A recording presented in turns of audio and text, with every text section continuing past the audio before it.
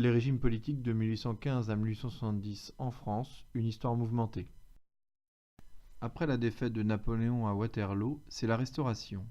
La famille royale des Bourbons revient au pouvoir. Le comte de Provence, frère de Louis XVI, devient roi sous le nom de Louis XVIII. Il ne restaure pas la monarchie absolue, mais accorde une constitution appelée charte, où le roi gouverne avec une assemblée, élue au suffrage censitaire masculin, c'est-à-dire que le droit de vote n'est accordé qu'aux hommes majeurs payant un impôt.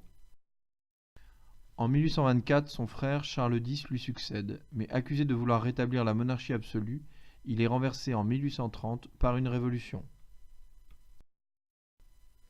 À l'issue de celle-ci, Louis-Philippe Ier devient roi, les députés lui donnant le trône. Le régime prend le nom de monarchie de Juillet, il est plus libéral que celui de la Restauration, mais maintient le suffrage censitaire.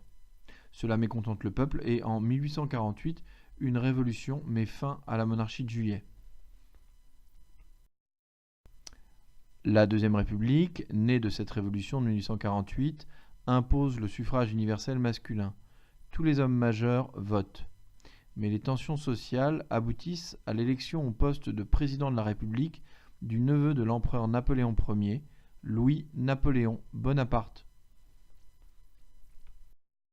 En décembre 1851, profitant du discrédit de la République, Louis-Napoléon Bonaparte fait un coup d'État pour rétablir l'Empire.